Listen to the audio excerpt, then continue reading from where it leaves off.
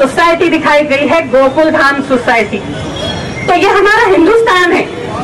इस सोसाइटी में जेठालाल भी रहता है, इस सोसाइटी में भिड़े भी रहता है, इस सोसाइटी में सूड़ी, अय्यर, पोपट लाल भी रहते हैं। लेकिन मेरा एक सवाल है मेरे भाइयों, मेरे नौजवान भाइयों, क्या इस सोसाइटी में अब्दुल कहाँ रहता है? क्या इस सोसाइटी में अब्दुल है?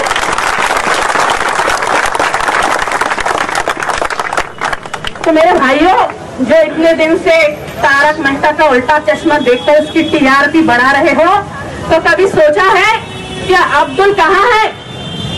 तो अब्दुल है सोसाइटी से बाहर। अब्दुल है लेकिन सोसाइटी से बाहर, सोसाइटी के कंपाउंड के बाहर। क्या अब्दुल की किराने की दुकान है? अब्दुल क्या करता है? किराने की दुकान चलाता है। इस देश का अब्दुल, इस देश का 17 करोड़ अब्दुल आजादी के 70 सालों से क्या कर रहा है? किराने की दुकान चला रहा है, सब्जी बेच रहा है, फल बेच रहा है, पंचर जोड़ रहा है और बस अड्डों और रेलवे स्टेशनों पर हमाली कर रहा है। क्योंकि इस सोसाइटी का एकमेव सेक्रेटरी कौन? तो इस सोसाइटी का एकमेव सेक्रेटरी है भिड़े, जो ब्राह्मण है। और आजादी के 70 सालों से इस सोसाइटी का सेक्रेटरी भिड़े ही है और वो नहीं चाहता कि अब्दुल को सोसाइटी में कोई जगह मिले, और वही इतने सालों से सेक्रेटरी बन बैठा है, चाहे वो हाफ चड्डी में हो या फुल पैंट में। मेरे अजीज वाले मिल्लत, क्या सोचने का मकाम है कि उस अब्दुल ने अपनी सारी जिंदगी गुजार दी, लेकिन आज वो अब्दुल जाग चुका है। आज वो चाह रहा है कि मेरी तरह मेरे बच्चे पंचर न जोड़े। अजीज दोस्तों, अस्सलाम वालेकुम, नमस्ते, सत श्री अकाल, गुड आफ्टरनून। ये मोहतरमा की आपने भाषण सुना? अब्दुल को सोसाइटी से बाहर रखा है और ये और वो, और विक्टिम कार्ड इनका ख़त्म होके नहीं दे रहा। जबकि भारत के जो लोग हैं वो चाहते हैं कि मुसलमान यहाँ पे बराबरी की बुनियाद पर रहें और उनको उनके हुकूक से ज़्यादा हुकूक हासिल है। इसकी मामूली सी मिसाल ही मैं ये दूंगा कि 100 करोड़ के बजट से हज हाउस कायम होता है, वो टैक्स पेयर्स मनी पे होता है। हज की सब्सिडियाँ, रमज़ान की सब्सिडियाँ, तो हर चीज़ इनके हवाले होती हैं, लेकिन मंदिर बनाने के लिए एक पैसा सरकार नहीं देती टैक्स पेयर्स के। जबकि टैक्स पेयर आपको पता है कि 84% बल्कि 90% हिंदू ही है।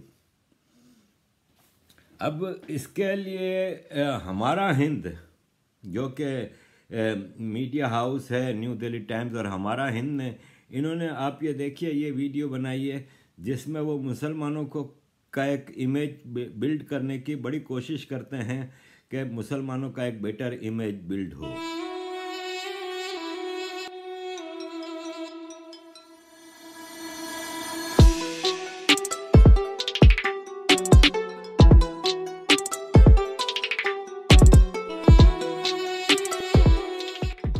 मुसलमान हूँ मैं, डर क्यों गए? घबराओ नहीं, हिंदुस्तानी मुसलमान हूँ मैं। अब सब है ना सही?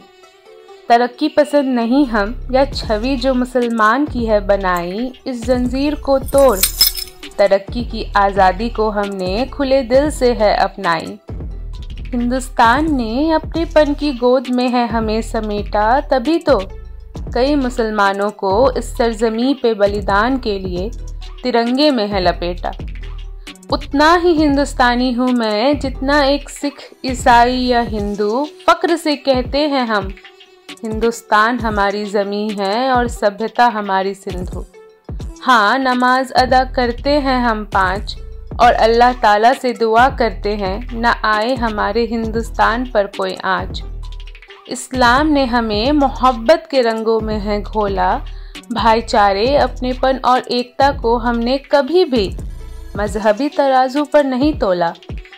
सिर्फ रमज़ान और ईद नहीं, होली, दिवाली, बैसाखी भी हम हैं मनाते और अल्लाह के करम से नफ़रत नहीं, सिर्फ प्यार हम फैलाते।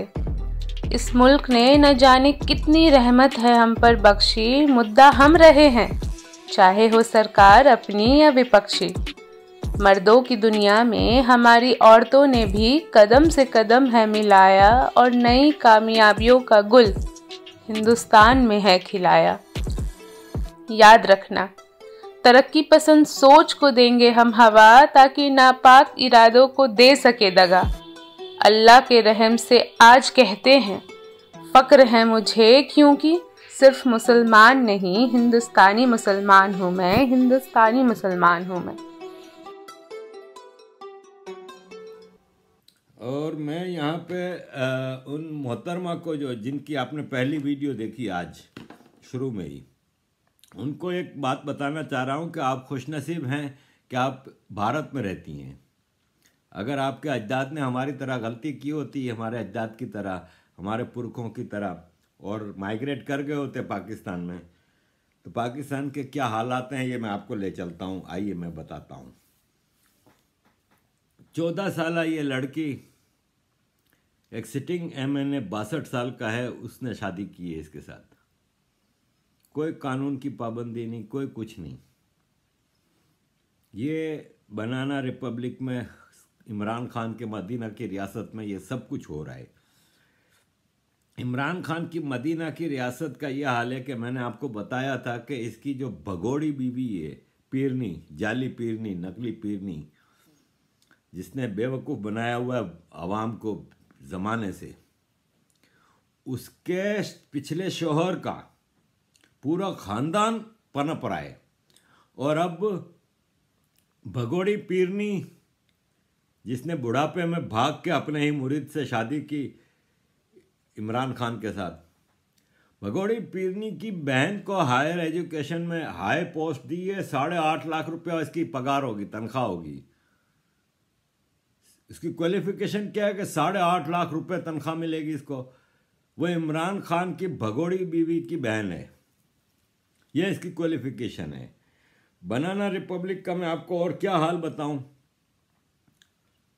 कि रिंके कुमारी, एक हिंदू लड़की, इसको उठा के ले जाते हैं। वो जो बुरका पोश खातून जो तकरीर कर रही थी, इनके भाईबंद अब्दुल, उनको रिंके कुमारी को उठा के ले जाते हैं, उसका रेप करते हैं। उसके साथ क्या क्या सलूक होता है, वो बेचारी ने अपने पेरेंट्स को लिखा कि आप चले जाएं, भारत चले जाएं, आपको खुदा का वास्ता है, आप भारत चले जाएं, क्योंकि मैं मर नहीं सकती उस वक्त तक जब तक आप इधर हैं, क्योंकि मुझे ब्लैकमेल किया जा रहा है कि हम तुम्हारे ख़ानदान वालों को मार देंगे। मुझे ज़बरदस्ती रोज़ गाय का गोश्त खिलाया जाता है और मैं नहीं खा रही, मुझे मारते हैं, मेरे ऊपर जुल्म करते हैं और मुझे कहते हैं तुम्हारे घर वाले तुम्हें बचाने के लिए आएंगे नहीं, कोई भी नहीं बचा सकता तुम्हें। मैं ख़ुदकुशी करना चाहती हूँ, मैं मरना चाहती हूँ, लेकिन आप प्लीज़ वहाँ पे चले जाएं। तो वो बुरकापोश खातून को मैं बता दूं कि अब्दुल तो फिर इज़्ज़त से रह रहा है, हालांकि उसको इज़्ज़त रास नहीं आती हिंदुस्तान में कि हामिद अंसारी एक अब्दुल ही है, उसको भारत का वाइस प्रेसिडेंट बनाया गया और वो बेगैरत आदमी ने क्या क्या बातें की हैं, क्या झूठ बोला है। शर्म आनी चाहिए ऐसे लोगों को विक्टिम कार्ड शो करते हुए कि इनको जब इज्जत दी जाती है तो ये क्या करते हैं। या तो मैं आपको पाकिस्तान के बारे में बता रहा था। पाकिस्तान कोई कौम नहीं है, पाकिस्तान एक हुजूम है। इनकी कोई हिस्ट्री नहीं है, इनका कोई बैकग्राउंड नहीं है, ये अपने वजूद पे शर्मिंदा हैं। ये कभी अरब बनने की कोशिश करते हैं, कभी तुर्क बनने की कोशिश करते हैं, कभी चाइनीज़ बनने की कोशिश करते हैं, ये अंग्रेज़ बनने की कोशिश करते हैं, अमेरिकन बनने की कोशिश करते हैं, क्योंकि इनको पता है कि पाकिस्तानियत कुछ भी नहीं। नवाब खैर बख्श मरी, बलोच आज़ादी के अजीम रहनुमा, जिनकी ज़िंदगी का ज़्यादातर वक्त कैद में ही कटाए। उनके बेटे हैं मेहरान मरी और हरबियार मरी। नवाब खैरबख्श मरी का इंतकाल हो गया। उन्होंने एक इंटरव्यू में पाकिस्तान के बारे में बताया था, ये आप प्लीज़ ज़रा देखिएगा, प्लीज़ पूरी देखिएगा, ये छोटी सी वीडियो है, लेकिन आपको नवाब खैरबख्श मरी पाकिस्तान की हकीकत बता रहे हैं। पाकिस्तान बिल्कुल नापाक चीज़ है, इसमें रहना नापाकियत है, इसमें रहना कुफ्र है, इसमें रहना बेगैरती है, बेशर्मी। इसका रहना जो है जैसे ब्रोथल में आप रह रहे हैं। इसको मैं कहूँ कि मैं पाकिस्तानी हूँ, मैंने पहले भी शायद ये चिड़ किस तरह उसमें उनसर है कि मेरा दादा है, मेरा परदादा है बलोच, मेरा लकड़ दादा है, 4000 साल से मेरी वजूद है मुख्तलिफ शक्लों में। मैं ऐसा अपने को हरामी कहूँ कि मैं पाकिस्तानी हूँ, जो रियासत नहीं है, जो सकाफत नहीं है, जो कौम नहीं है, जिसकी तारीख नहीं है, ये कैसे? एक जो बलोच है कहता है मैं हिलाल का पैदावार, तो वो कैसे नहीं समझे जब तक जो अपने कहते रहे, जब समझ में आए तो ये कहना कुफ्र है, अपने को गाली देना है कि मैं पाकिस्तानी हूँ। पाकिस्तानी के इसको मैं खुद ये समझता हूँ कि न्यू कॉलोनियल सोसाइटी है, रिवाज से वाकई हमारी तारीख नहीं है। सड़क हमारे हजारों हमारे मरे, नाम जिन्ना साहब का सड़क है। भाई जिन्ना साहब कहाँ से आया? ये नूरी नसीर खान नहीं है, चाकर रिंद नहीं है, लाशहर नहीं है, मीराली नहीं है, फलाने नहीं है और नहीं है। ये जिन्ना कहाँ से है? लियाकत का है, किसके औलाद हैं, किसके बाप हैं? तो आज यही हालत है हमारी।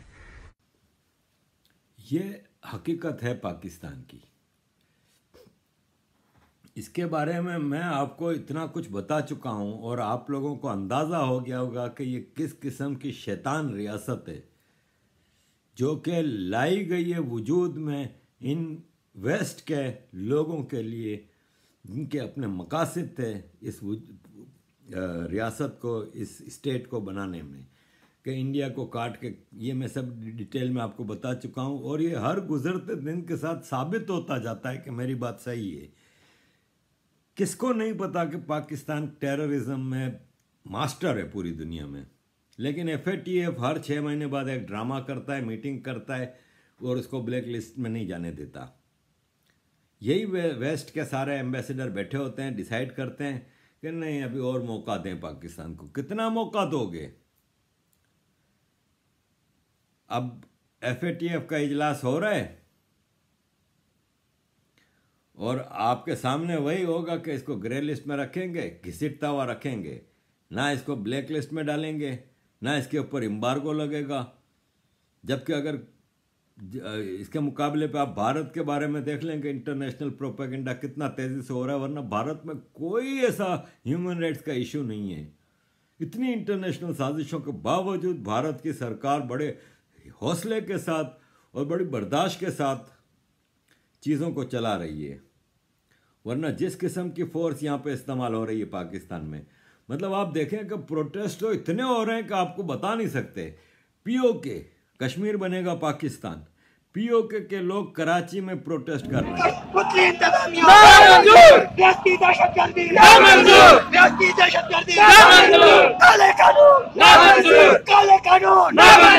काले कानून जुल्म के ज़ाब्ते हम नहीं मानते, जुल्म के ज़ाब्ते हम नहीं मानते, जुल्म के ज़ाब्ते हम नहीं मानते, जुल्म के ज़ाब्ते हम नहीं मानते, जुल्म के ज़ाब्ते हम नहीं मानते, हम नहीं मानते। ना मंजूर, ना मंजूर, तक़सीम कश्मीर ना मंजूर, ना मंजूर, तक़सीम कश्मीर ना मंजूर, ना मंजूर। तकरीर अहमद का FATF को कहीं नजर नहीं आ रहा कि पाकिस्तान का क्या हाल है। पाकिस्तान की अपनी अवाम बर्बाद है। पाकिस्तान क्रॉस बॉर्डर टेररिज्म में मास्टर है और इस वक्त यह हालत है कि खालिस्तानी नामी एक तंजीम को फवाद चौधरी अपनी सुपरविजन में चला रहा है। ये जो पन्नू है, पतवंत पन्नू और बोजल सिंह और मोद धालीवाल, ये सब जो कि खालिस्तान की मूवमेंट में बढ़ चढ़ के आगे वेस्ट में बैठ के कनाडा और यूरोप में, इंग्लैंड में अमेरिका से जो चीज़ों को चला रहे हैं, वो डायरेक्ट फवाद चौधरी के राब्ते में हैं। और ये टाइम मैगज़ीन में भी स्टोरी आ चुकी है इसके बारे में कई पोलें खुल रही हैं। लेकिन FATF की आंखें बंद हैं, यूनाइटेड नेशंस की आंखें बंद हैं। यूनाइटेड नेशंस का ह्यूमन राइट्स काउंसिल का इजलास मंडे से शुरू हो चुका है, 22 फरवरी से, जो मैंने आपको बताया था। इसमें हम नहीं जा सके। इसकी वजह यह है कि ट्रैवलिंग पे पाबंदी है और आप काफ़ी मसले हैं, फिर क्वारंटीन और होटल में क्वारंटीन और 2-3 हज़ार पाउंड, और तो वर्थ नहीं था जाने का। लेकिन वहाँ पे काफ़ी दुनिया के लोग, जो गवर्नमेंट्स के लोग हैं, वो आएंगे और अपनी अपनी गवर्नमेंटों की तारीफ़ करेंगे। पाकिस्तान के एम्बेसडर भी वहाँ पे खूब बढ़ चढ़ के पाकिस्तान की तारीफ़ करेंगे कि पाकिस्तान एक जन्नत है और पाकिस्तान में तो मज़े लगे हुए हैं हर आदमी के और कोई ऐसा मसला नहीं है। लेकिन आपके सामने है सारी सिचुएशन। मुल्ला मिलिट्री अलायंस जिंदाबाद। ये सरकारी मुल्ला हैं, मौलवी तारिक जमील, हूरों वाले, जो हूरों की साइज़ और इंटरकोर्स का टाइम और कितना होगा और क्या होगा, और आपको पता ही है रंगीन मौलवी, अल्लाह आपको खुद शराब पिलाएगा। और मतलब ये मौलवी है ना, वो इतना घटिया आदमी है कि एक बाज़ार हुस्न में या एक पब का दलाल जो होता है ना, वो भी इससे बेहतर बात करता है। वो इस तरह इस्लाम को पोर्ट्रे करता है कि शराब और शबाब के अलावा इस्लाम में कुछ भी नहीं है। ये जिस तरह से जन्नत का नक्शा पेश करता है और हूरों का नक्शा पेश करता है और शराब के 3 दर्जे होंगे और इनका सबका मकसद पैसा कमाना है, माल बटोर रहे हैं ज़बरदस्त। अब ये अपना गारमेंट्स का ब्रांड ला रहा है, बता ये रहा है बेवकूफ़ बनाने के लिए। एक जुनैद जमशेद होता था, सिंगर था पाकिस्तान का, वो भी अचानक मौलवी बन गया और फिर इसने अपना ब्रांड जे, जो आजकल PSL का स्पॉन्सर भी है, जुनैद जमशेद, इसका 500 रुपये का कुर्ता 12,000 रुपये में बेच रहे हैं और पैसा बना रहे हैं। अब ये मौलवी तारिक जमील अपना ब्रांड लाएंगे और बेवकूफ़ बनाने के लिए, आम मुसलमानों को मामू बनाने के लिए कहते हैं कि ये सुन्नत रसूल है। सुन्नत रसूल का मतलब होता है कि वो काम जो हमारे नबी ने किया, जो नबी ने किया वो हम करेंगे तो सवाब होगा, सुन्नत रसूल है। ये कहते हैं नबी कपड़े की तिजारत करते थे, कारोबार करते थे, बिजनेस करते थे, तो इसलिए मैं कर रहा हूँ, तारिक जमील कह रहे हैं। अब मुझ जैसे, मैं तो एक स्टूडेंट हूँ, मैं तो कोई आलिम फाजिल हूँ नहीं, स्कॉलर तो हूँ नहीं। मैं सिर्फ इतना सवाल करता हूँ कि मेरे इल्म में जितना है वो ये है कि हमारे नबी पाक ने कभी बिजनेस नहीं किया। हमारे नबी पाक ने शादी से पहले एक कारोबारी खातून थी, हज़रत खतीजा, उनके यहाँ मुलाजमत की। उनका कारोबारी सामान लेके जाते थे सीरिया और सफ़र पे। 25 साल की उम्र में उस 40 साला खातून से हमारे नबी पाक ने शादी की। इसके बाद कभी वो कारोबार की तरफ नहीं गए। जंगें लड़ी, माले गनीमत मिलता था, उस पे इनका गुजारा होता था। वरना कोई ऐसी मुझे निकाल के दिखा दें शहादत जिसमें यह हो कि उन्होंने कारोबार किया हो। लेकिन सुन्नत नबी है कि उन्होंने कारोबार किया था, उन्होंने नौकरी की थी शादी से पहले, और शादी के बाद कोई ऐसी शहादत नहीं मिलती कि वो बिजनेस करने गए हों। मुसलमान वो इस्लाम लेके आए, नबूवत का दावा किया और इसके बाद वो इस्लाम के प्रचार में लग गए। फिर इसके बाद जंगें होती रहीं और चीज़ें होती रहीं। इनके दोस्त कारोबारी थे, इनकी बीवी कारोबारी थी, लेकिन ये आम आदमी को मामू बनाने के लिए अब ये 15-15 हज़ार रुपये का कुर्ता बेचेंगे, ऊंची शलवारें बेचेंगे, धंधा करेंगे। तो मुल्ला मिलिट्री का काम एक ही रह गया पाकिस्तान में कि लूटो पूटो मारो, खा पी जाओ बस पूरा पाकिस्तान। ये है पाकिस्तान की सूरत हाल। अब मैं आपको यहाँ पे FATF के हवाले से ये बताना चाहता हूँ कि मंजूर पश्तीन ने, जो PTM के लीडर हैं, क्या कहा है, ये जरा आप सुनिए। I'm addressing to the people of America and Europe that the tax which you are paying to your government is giving these funds to a state which is violating the human rights. So indirectly you are becoming a part of a crime which you didn't want to do, but indirectly by funding this state you are indirectly involving in those all war crimes or human rights violations which are done by this state. So we are requesting to the whole world that don't pay any funds to this Pakistan until they are not giving the human rights to the people of this country. Don't pay any fund to them. तो अजीज दोस्तों, भारत के मुसलमानों को मैं एक ही पैगाम देना चाहता हूं कि बड़े नसीब वाले हो तुम लोग जो भारत में रह रहे हो। अगर पाकिस्तान में रह रहे होते तो तुम लोगों का क्या हाल होता कि आज हर पाकिस्तानी रो रहा है, चाहे वो सिंधी है, बलोच है, पख्तून है, मुहाजिर है, सराइकी है, हज़ारवी है, हिंदको है, कश्मीरी है, गिलगिती है, बल्ती है, सब रो रहे हैं। सबकी ज़िंदगी अजाब में आई हुई है। तुम लोग नसीबदार हो कि भारत में रहते हो। जाने से पहले आपको एक और चीज़ मैं बताना चाहूँगा कि अमेरिका में ख़ास तौर पे टेक्सास, जहाँ से सदर बुश भी आए हैं, जूनियर बुश और सीनियर बुश, और शायद साइज़ के हिसाब से अमेरिका की सबसे बड़ी स्टेट है शायद। वहाँ पे एक तूफ़ान आया और एक क़यामत आ गई इनके ऊपर। इलेक्ट्रिसिटी गायब हो गई, पानी नहीं मिल रहा था, शॉपिंगों के लिए ये लाइनें लगी हुई हैं, शॉपिंगों के लिए ग्रोसरी दुकानों के आगे मीलों लंबी लाइनें लगी हुई हैं।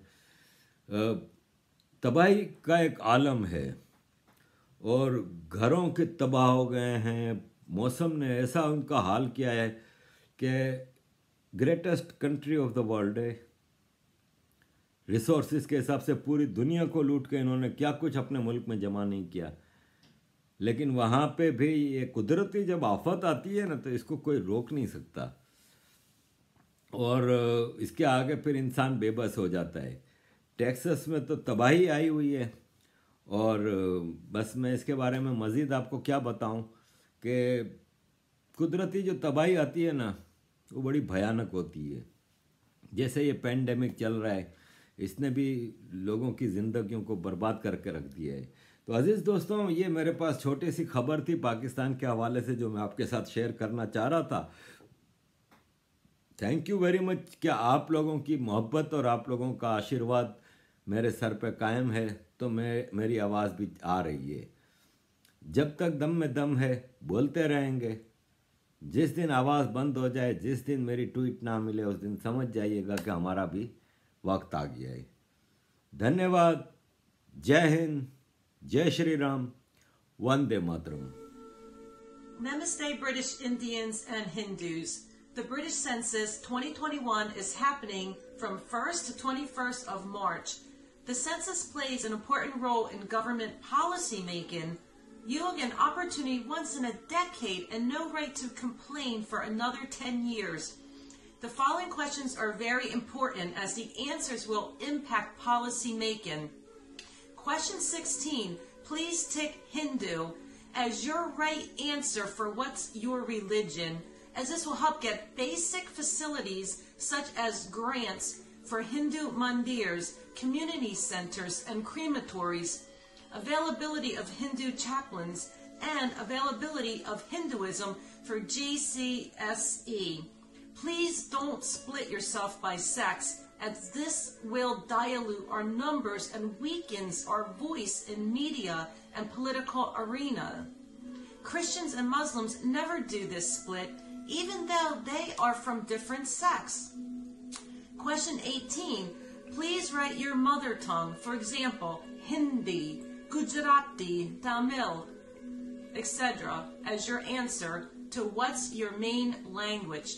If we are united under one banner, our community is more likely to be given priority for health, education, and our elders. Question 14. Please write your national identity or ethnicity as Indian, as listing is very important when it comes to race, hate, and being considered in diversity and equal opportunity data. Please complete the census positively and remember the answers you have to fill in for the key questions mentioned. I will end by saying that be proud of our heritage, your Hindu Indian values. Jai Shri Ram and Namaste.